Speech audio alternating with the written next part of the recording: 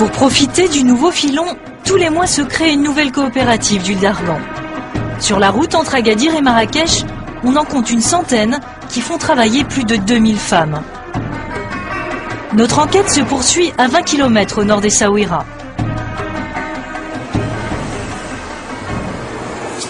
Dans cet établissement situé au bord d'une route très touristique, bizarrement, les femmes se remettent au travail lorsque nous arrivons. Pourtant, celle qui se présente comme la présidente nous assure qu'il s'agit bien d'une vraie coopérative agréée par l'État. C'est une coopérative, c'est ça le but. C'est parce que c'est leur bien. C'est pas ils travaillent chez quelqu'un. Ils dépendent de leur propre économie, d'elles-mêmes. Et combien elle gagne à peu près par jour? C'est 28 € pour sa journée à elle. 28 €. Pour la journée? Pour la journée, parce qu'elle a beaucoup travaillé. Des salaires surprenants. C'est 6 fois plus que dans toutes les autres coopératives.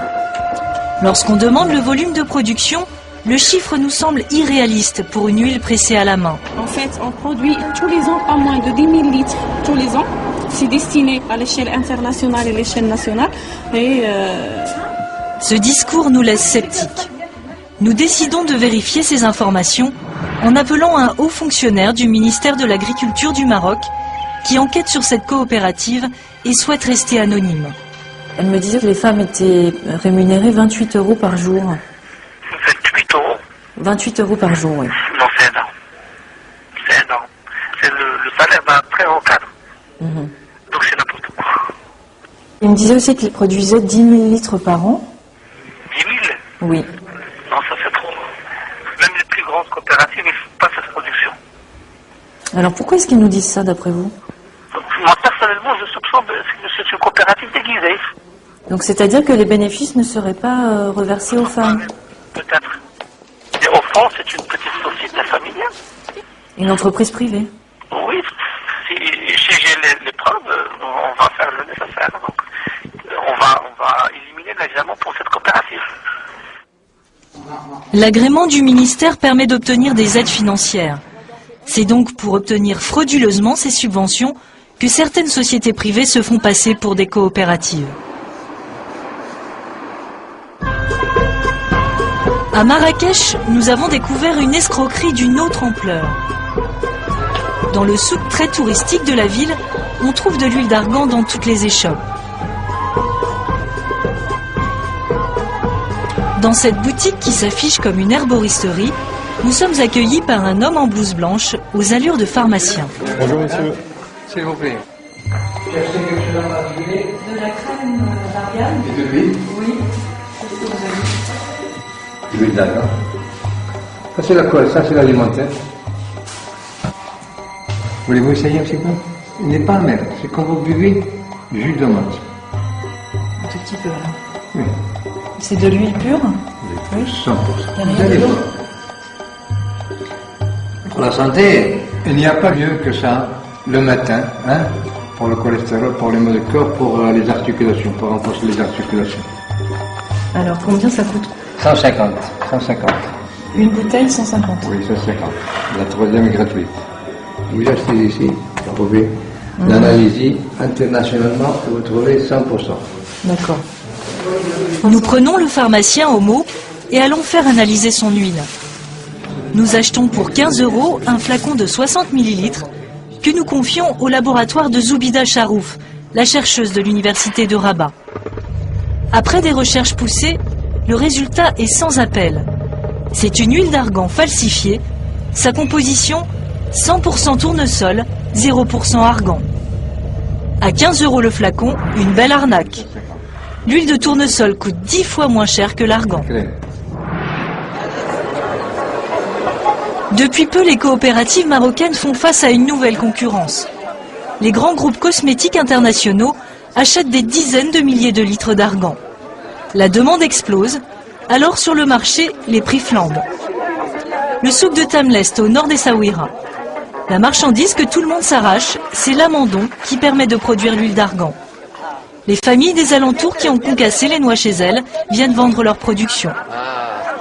Les plus gros acheteurs sont les Français, ils dominent la filière. Benoît Robine est le premier producteur d'huile d'argan au monde. Ce matin, il vient contrôler, auprès d'Omar, son intermédiaire, les achats de la journée. Salam alaikum.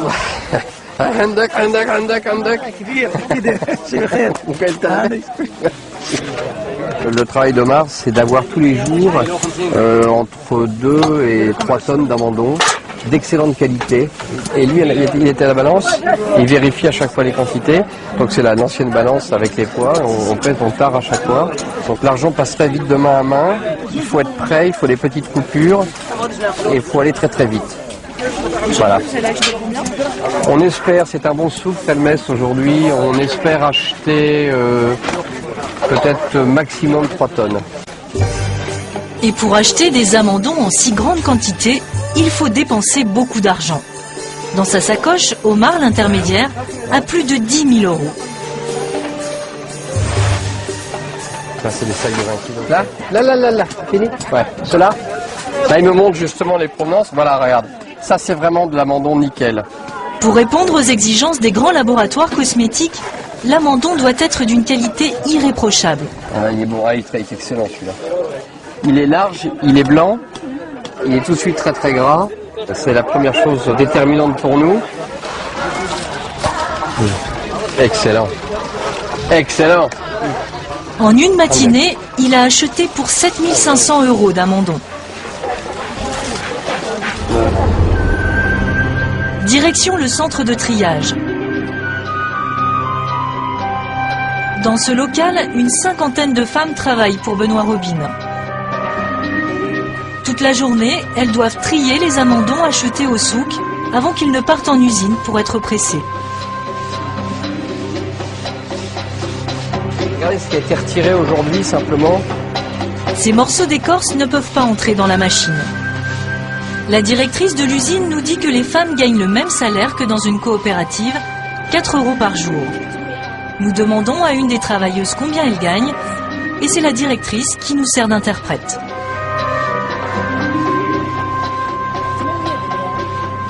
Elle gagne 40 dirhams par jour et c'est juste. De retour à Paris, nous avons fait traduire l'interview. Et là, surprise, ce n'est plus du tout la même version. Combien tu gagnes ici? Ici? Oui. Je dois dire la vérité? Oui. Je gagne 50 dirhams pour 2 jours. Est-ce que c'est suffisant pour toi? Non, c'est vraiment peu. Et je suis là tous les jours. Je ne m'absente jamais. La directrice a exagéré. Elle a multiplié par 2 le salaire de cette femme. Dans cette usine ultramoderne, chaque mois, Benoît Robine presse 30 tonnes d'amandons qui produisent plus de 15 000 litres d'huile d'argan. Alors voilà. Ça, c'est de l'huile brute. Il faut savoir que c'est l'huile la plus chère du monde. Et comme c'est l'huile la plus chère du monde, on ne peut pas se permettre de perdre ne serait-ce qu'un demi-litre. Il y a ce qu'il faut, il nous en reste pour... Benoît Robine vend son huile par bidon de 200 litres aux plus grandes marques de cosmétiques. Mais secret industriel oblige, il n'a pas le droit de donner leur nom. Bon, il faudra probablement refaire pour les Chinois, hein, pour la commande chinoise. Donc il faut regarder ça. Les femmes gagnent 5 € par jour, entre 4 et 5 € par jour. Nous, on gagne 1 000 € par fût.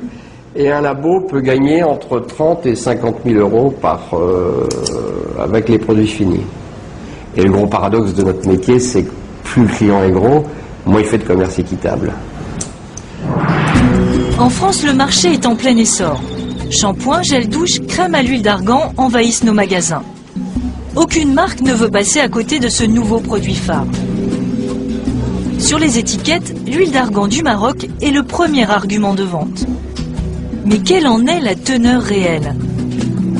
Nous choisissons 5 produits au hasard dans un supermarché pour les faire analyser par un laboratoire indépendant. Le résultat est pour le moins surprenant.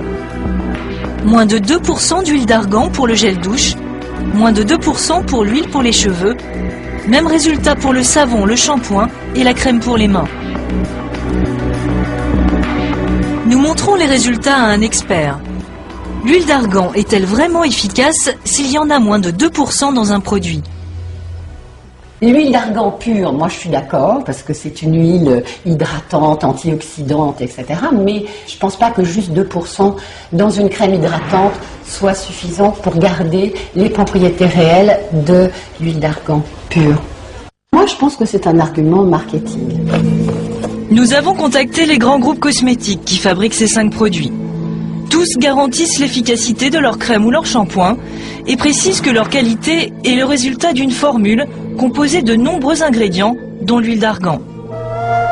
Malgré tout, l'huile d'argan est un formidable atout économique pour le Maroc, mais un atout fragile. L'arganier est un arbre menacé. Chaque année, 600 hectares disparaissent à cause de la sécheresse et des cultures maraîchères. Pour Zoubida Charouf, c'est un enjeu écologique majeur. L'arganet est en train de disparaître. Regardez, dans tout ce terrain, il reste encore un ici, un là-bas, et c'est tout. Les gens l'ont enlevé et l'ont remplacé par d'autres cultures qui rapportent certainement plus d'argent que l'arganier, mais qui nécessitent beaucoup d'eau, des cultures qui ne sont pas adaptées à ces sols-là, à ce climat. Et la conséquence, c'est ce qu'on est en train de voir, c'est la montée du désert, c'est l'arganerie qui va disparaître, c'est l'exode rural vers les villes marocaines, vers l'Europe, de toute leur population. C'est vraiment le désert, au vrai sens du terme. L'arganier a été classé patrimoine universel par l'UNESCO et l'Union européenne vient de financer la plantation de 40 000 arbres. Mais cette espèce qui ne pousse qu'au Maroc est capricieuse. Il va falloir attendre 10 ans avant que ces nouveaux plants ne donnent des fruits. Personne ne sait s'ils produiront une huile de bonne qualité. Si la source venait à se tarir, le miracle de l'argan ne serait alors qu'un mirage.